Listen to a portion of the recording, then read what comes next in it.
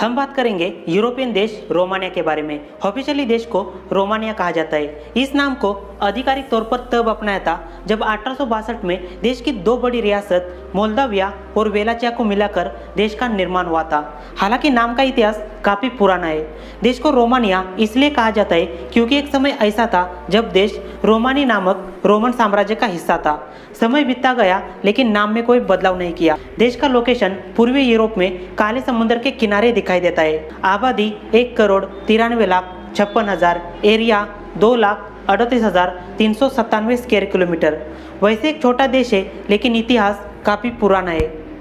राजधानी Bucharest. Bucharest शहर को लिटिल पेरिस कहा जाता है क्योंकि 19वीं सदी में पेरिस की संस्कृति, फैशन, आर्किटेक्चर और सामाजिक जीवन का प्रतिरूप फ्रांस के बाहर रोमानिया की राजधानी बुखारेस्ट में दिख रहा था। इसके अलावा पेरिस की प्रसिद्ध आर्क डी ट्रियोम्फ का एक प्रतिरूप है जिसे रोमानिया के पहले विश्व युद्ध की जीत को सम्मानित करने के लिए बनाया था।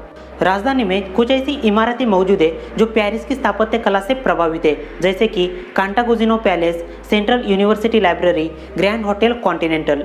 इतिहास में रोमानिया की आज़ादी की लड़ाई 1 साल के लिए चली थी, मतलब 1877 और 78 के बीच। इस दौरान देश ने ऑटोमन साम्राज्य से खुद को आज़ाद किया था। देश के लोगों ने बुल्गारिया में पहलवान की लड़ाई के साथ ऑटोमन साम्राज्य के खिलाफ कई और युद्ध किए थे। युद्ध में रशिया भी शामिल था। 26 मार्च 1878 को सैन स्टेफानो की संधि पर साइन करने के बाद रोमानिया को एक स्वतंत्र राज्य के रूप में मान्यता मिली।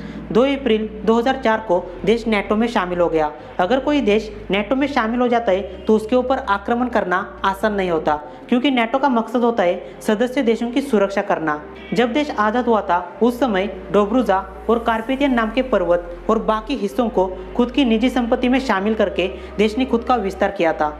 रोमानिया का स्वतंत्रता युद्ध देश को आकार देने में और आधुनिक राज्य की नींव रखने में कामयाब रहा।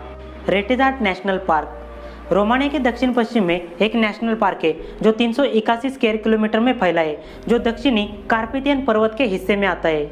हम आपको पार्क में रहने वाले जानवरों की जानकारी नहीं देंगे, बल्कि ये बताएंगे यहाँ का मौसम थोड़ा अजीब है, क्योंकि सर्दी के मौसम में यहाँ का तापमान 0 डिग्री से नीचे गिर जाता है और गर्मी के मौसम में ज़्यादा से ज़्यादा 25 डिग्री तक चला जाता है। यहाँ से कुछ ही दूरी पर कोरविन नाम का एक मध्यकालीन महल है।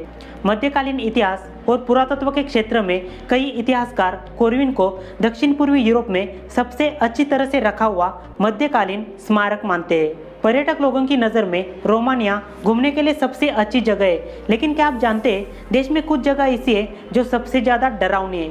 ब्रान कास्टेल देश का सबसे प्रसिद्ध और पुराना महल है जिसे 14वीं सदी में बनाया था। महल को ड्राकुला कास्टल नाम से भी जाना जाता है क्योंकि यहाँ पर वैम्पायर की कहानियाँ काफ़ी प्रचलित है, इसलिए महल सबसे ज़्यादा रहस्यमय और डरावना बन जाता है। इसके अलावा एक गुफा भी है जो लगभग 5 किलोमीटर लंबी है।